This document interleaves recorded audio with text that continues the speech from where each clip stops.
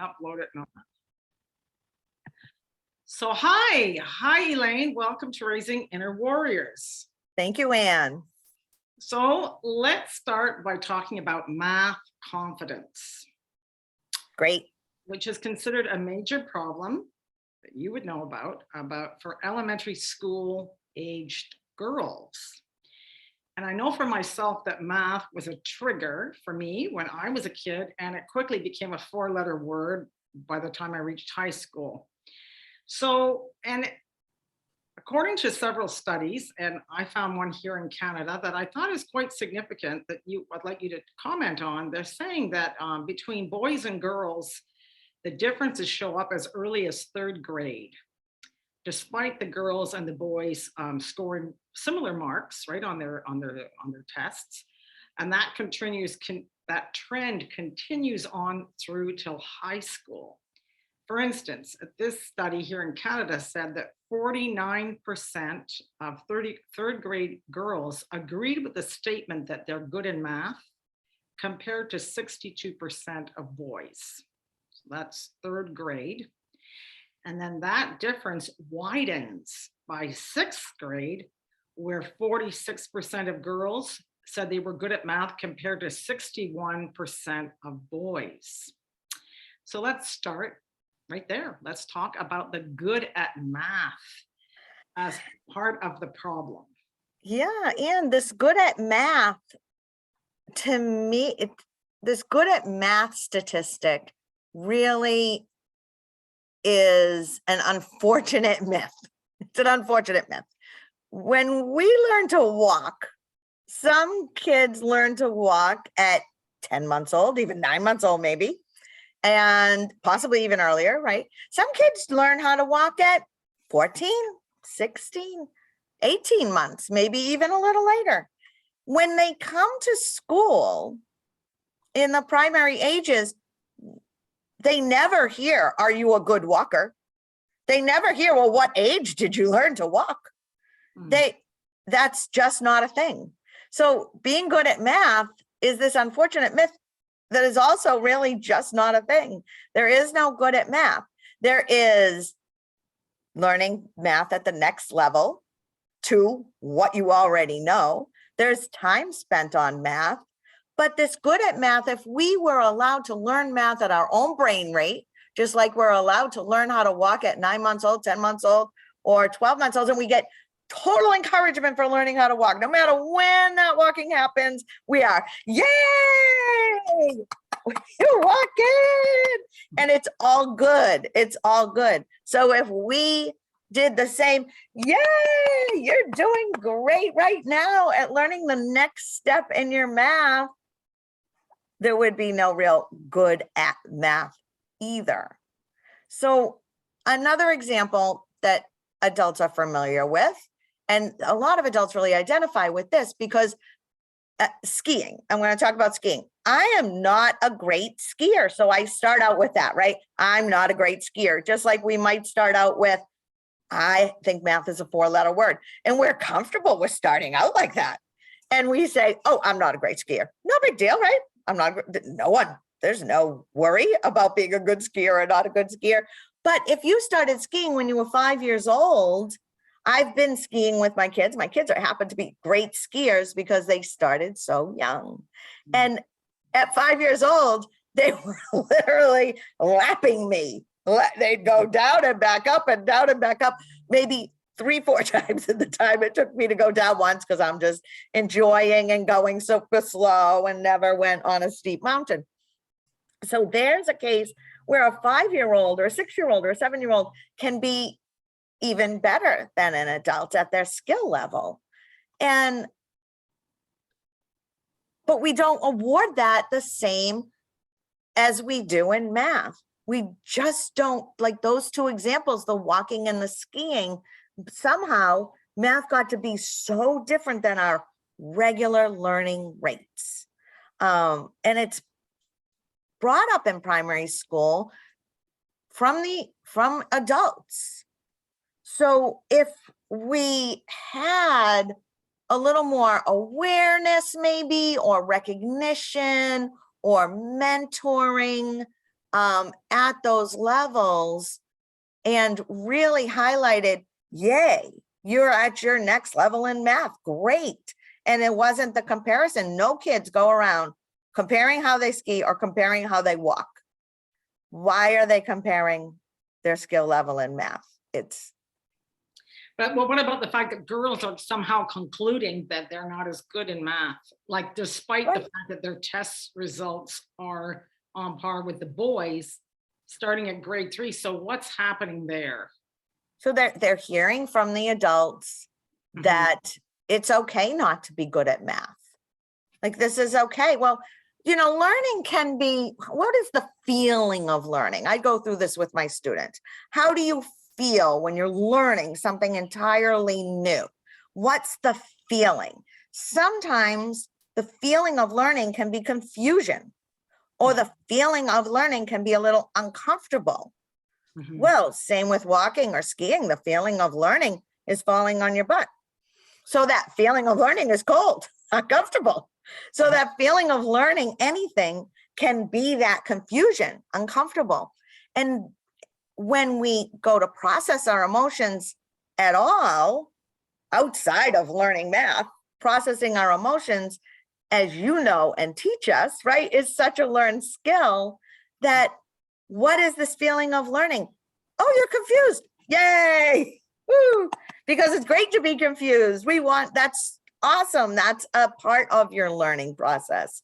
And then let's see how we are tomorrow after you sleep and start to understand these concepts. And let's see how you are a week from now when we cycle back to these concepts and learn again and relearn and use these concepts. Let's see how you are in a month. Let's see how you are in a year.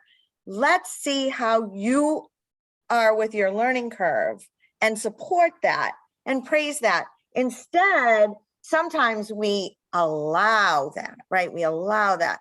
Oh, you're confused. You might want to back off that.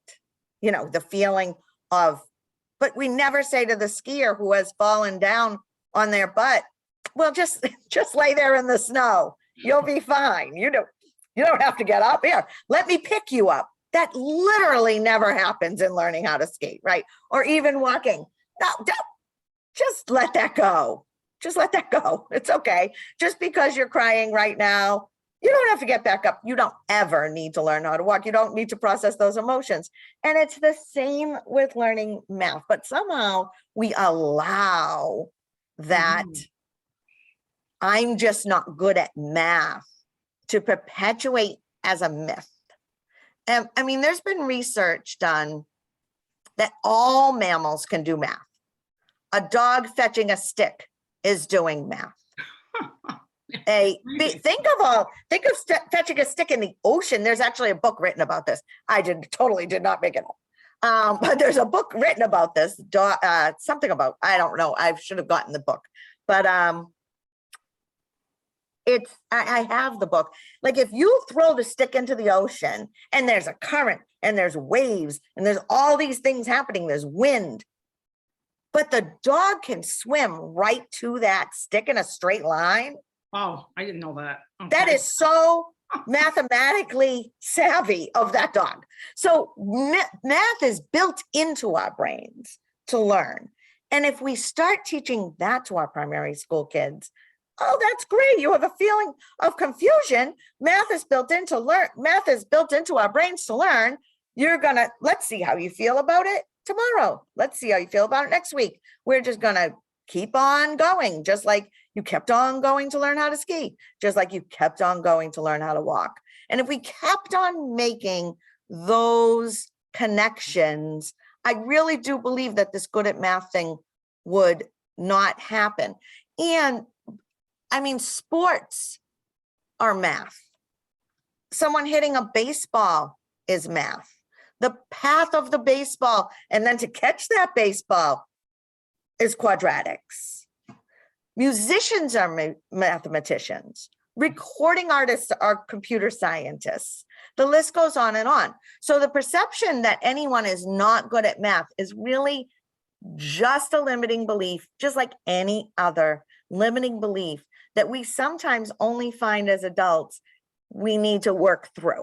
Mhm. So For sure. same as any other limiting belief, but it does do us harm, right? And the kids don't really realize what kind of harm it's doing them because they really just don't want to do their math homework tonight.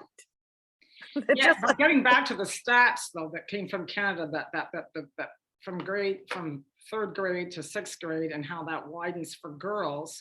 right, What I didn't mention, but that was also part of the study, is the fact that they noticed that because a lot of elementary schools have a lot of females, right, as the teachers, and that without actually explicitly saying that their energy or what they were unconsciously picking up, girls were picking up yeah, about the attitudes of the teacher, the female teacher, towards math.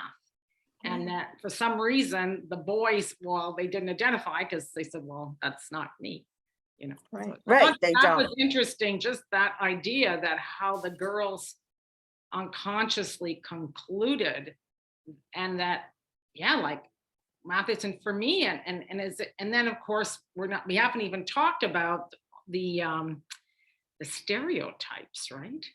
That men are better at math and science, and that women are better at the nurturing careers. And it sounds like, wow, we're in 2022 when we're recording this. You would think that we would have evolved, like, but then again, we have all the social media, we have all those other images that the girls are uploading or downloading, whatever you want to call it, like those, right? Those imprints of, oh, this is what girls, The beauty and the makeup and yeah, TikTok, those all this stuff, like what they're exterior, seeing, those flash, exactly the stereotypes. right. So then the experts, according to this, believe that, and I'd like you to talk about that, but the fact that women are outnumbered by men in science, technology, engineering, and mathematics, known as the STEM careers, right? And so then there's a link then related to that math confidence that's kind of been kind of like the seeds were planted, right? If you're in third grade and you're thinking like that, probably, are you really going to think, well, those careers are not for me? And that gets supported even when high school, when they start to look at colleges, guidance counselors might look at their grades. Unfortunately, sometimes in math, we predetermine their path in high school math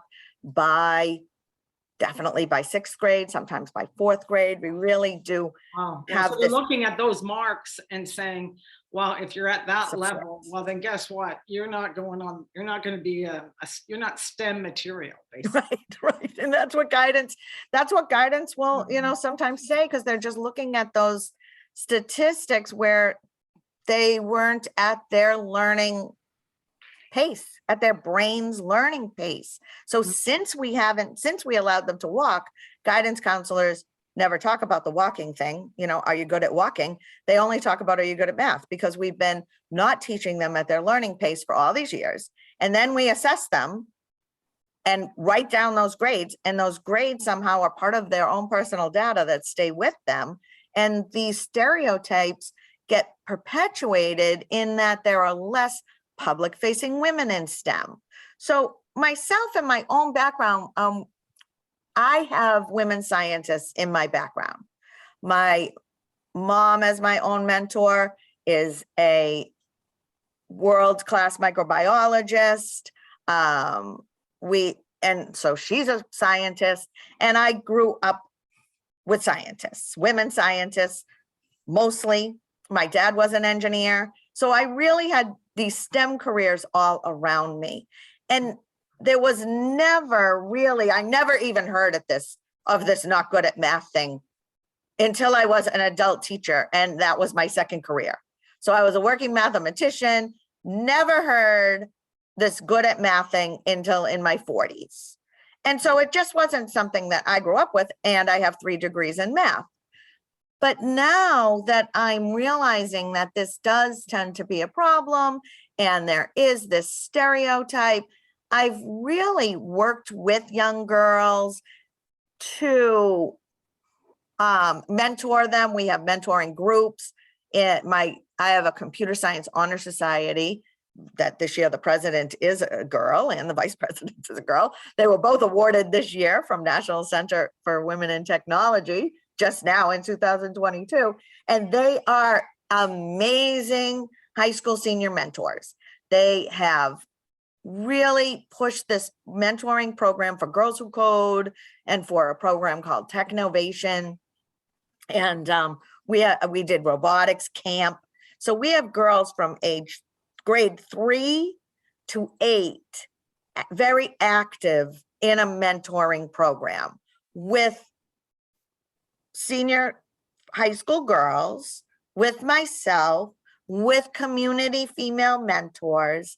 And I do think that we're finding in our small sample size that this mentoring does make an amazing difference.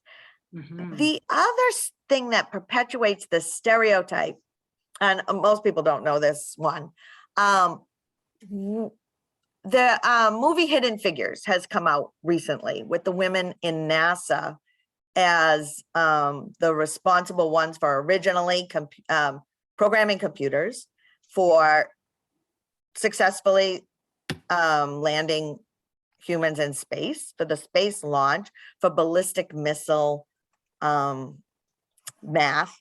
And these were all women doing this. And they completely hid their entire careers from the history books. And we're finding out now that the history books hid a few things. And this is one of the things that really got hidden. And because women collaborate and communicate differently, there was at one point from the technology sector a marketing campaign that wanted to attract white men who did not collaborate and did not really communicate loudly or at all sometimes, or Like communicate. the nerd. The nerd The persona classic nerd. was a marketing campaign. Wow. There's nothing true, not one single thing true about this stereotypical white male being the one who's best at math.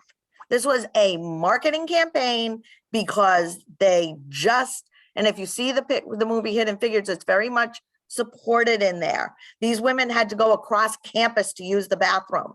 They were completely encouraged to not collaborate and communicate out loud, but that's how you learn math. And that's another problem with math, this idea of, and even my own principal has it. He'll know, even if he happens to somehow hear this, he will absolutely know that he thinks sitting in desks quietly in rows is how you learn math. And it is not. You need to get up and talk about it and be emotionally engaged in the learning and really learn to use the vocabulary and to make graphs and do role plays and to really get immersed in that learning. And I just don't know if that's the way math is now being taught.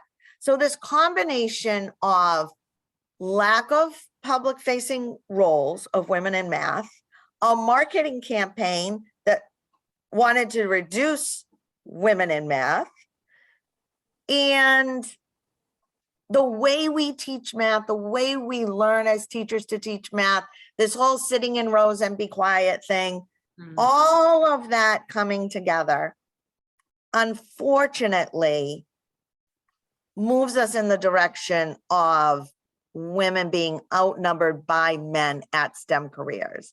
I think in NASA, and I don't have the most recent numbers, that is changing with NASA's statistics.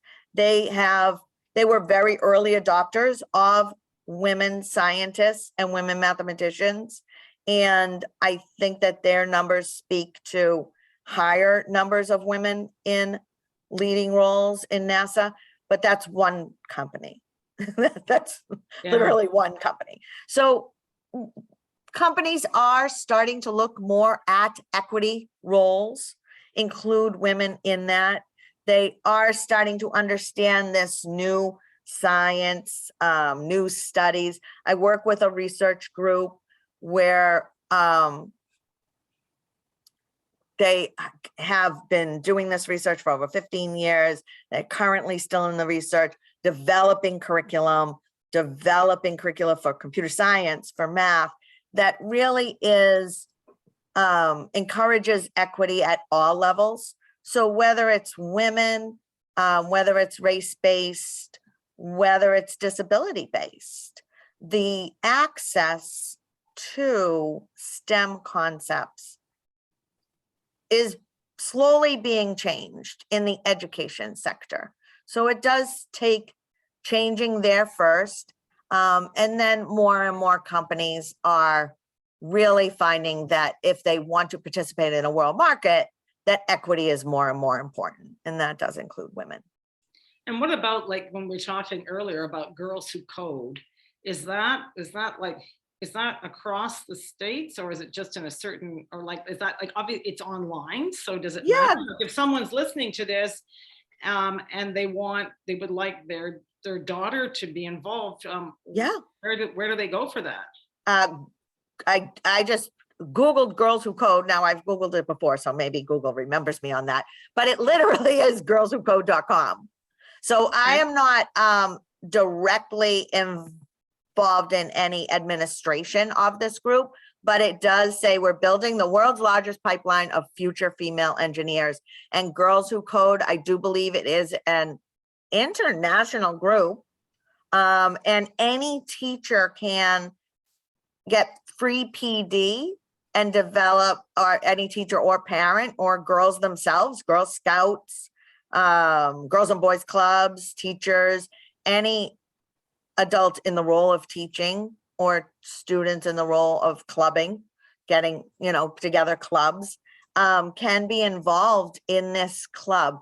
I founded a group called K-12 STEM Club, and we do incorporate Girls Who Code into the K-12 STEM Club experience as well. But really more just accessing it from wherever you are. They have fantastic curriculum, and girls, even a parent could go on this website and find more information. I also have a wealth of information at my group, K-12 STEM Club, and that's just k12stemclub.com. And this idea about clubs, I love the club model, right? Because there's not this assessment, it's more of an enjoyment. So do you enjoy creating? And so I love that idea of creating, because that really does get into a feminine aspect of creation and being creative. We can learn to be creative, but that kind of puts us into a female wheelhouse, that girls are comfortable being creative and girls are comfortable solving problems, community-based problems.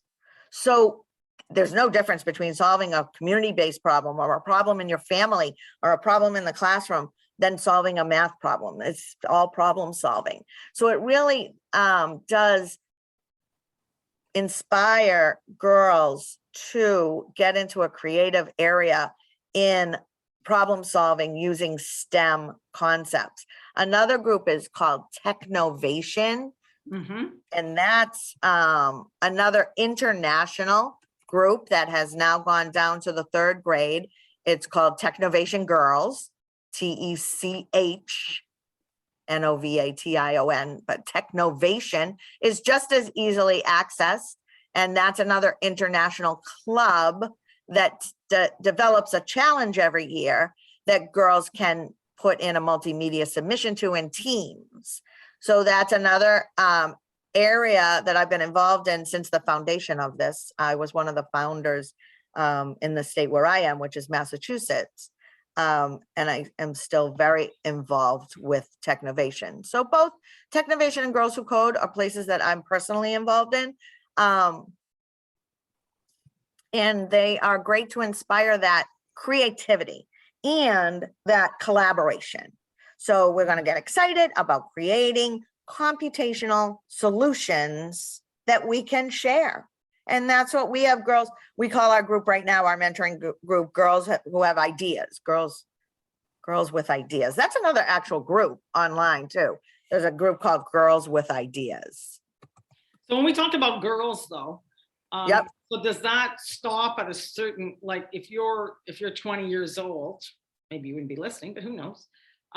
Then is it like kind of like the window is just closed, or that would just be they'd have another group for like young No, Technovation goes through all of these groups have the model of what's the next step into mentoring younger girls. Okay. So all of these groups build that in because they realize what you're saying is indeed a limitation.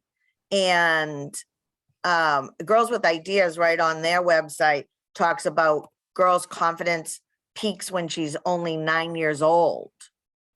Wow. So instead of getting more and more confident in their own abilities and creativity and ideas, that peaks at 9 years old, and that's the most confident they are. And I'm sure that that's kind of what you're seeing in these young girls. Is that's amazing, right? And so the Girls with Ideas say you can change that, and they give you the tools to make a difference. It's only, you can only go higher. It's the beginning.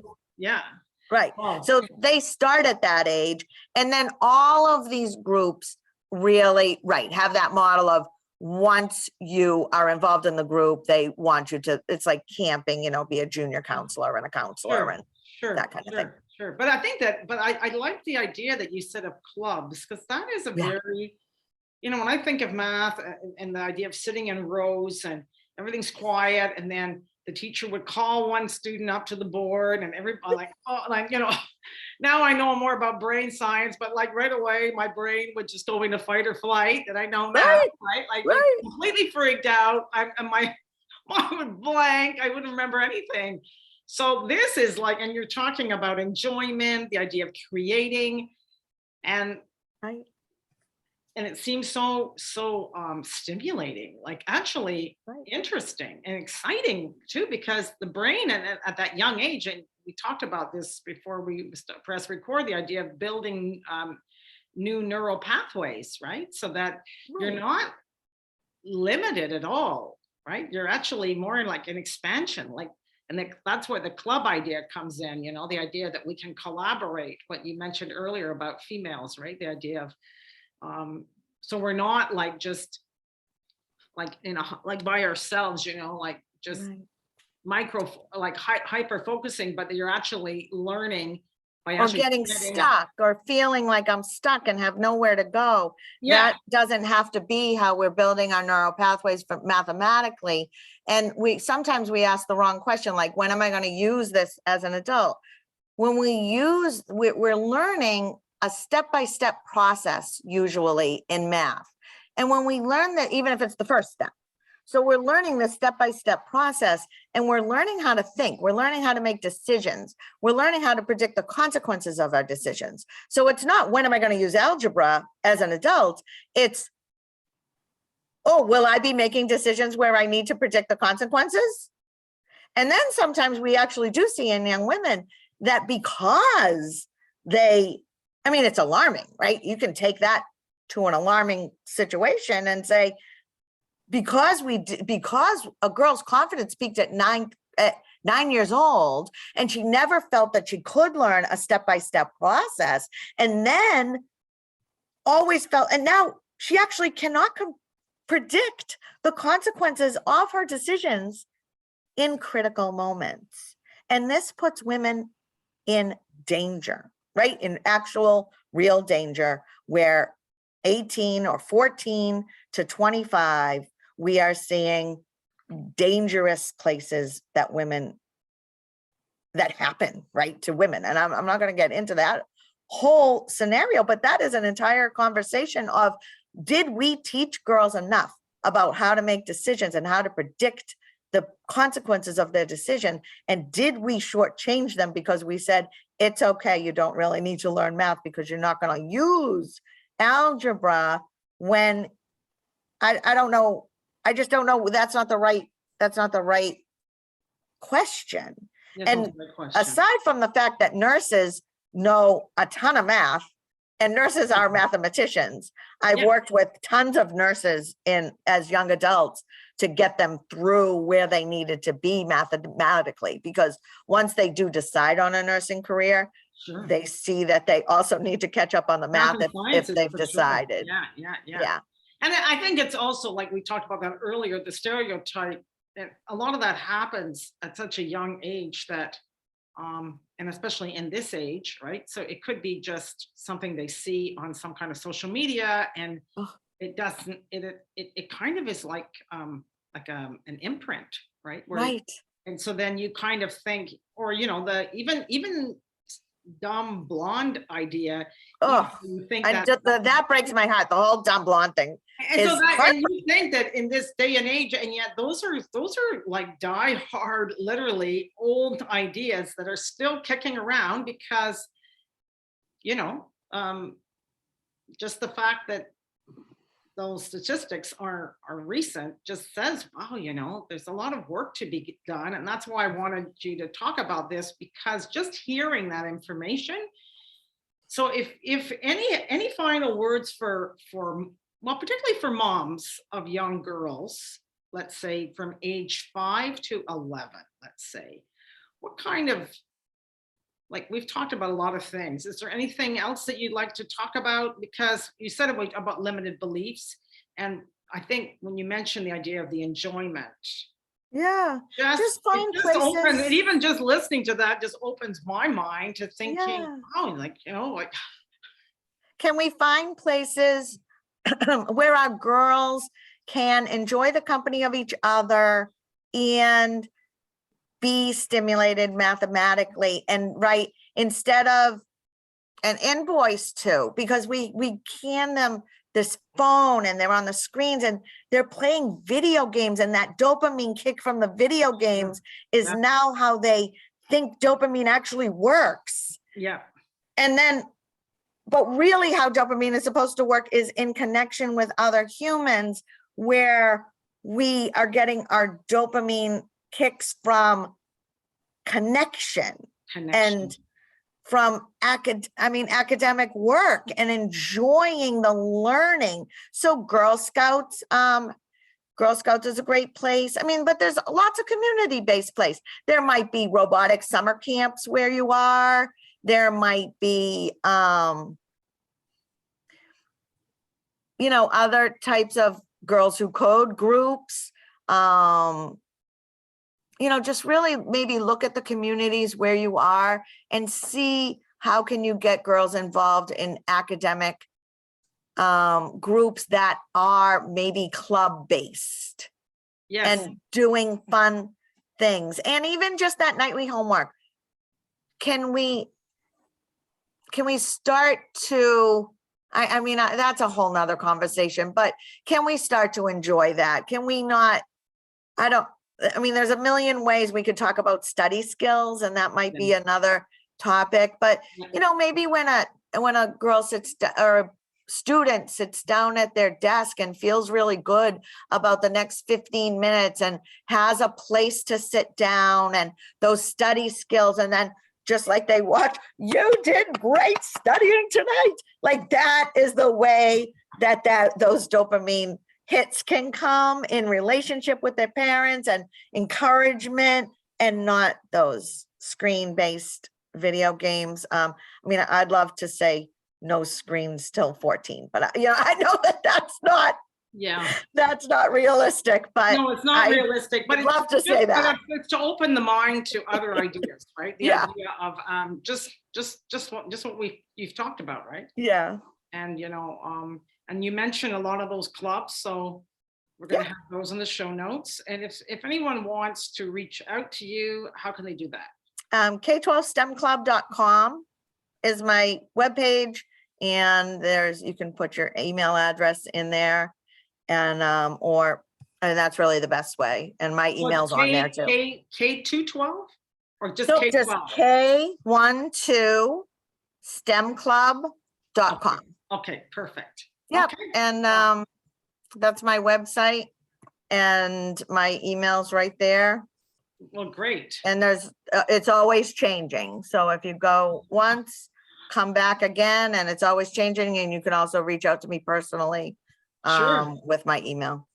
Well, thank you very much. I Thank appreciate you. the time. I think lots of food for thought. Great.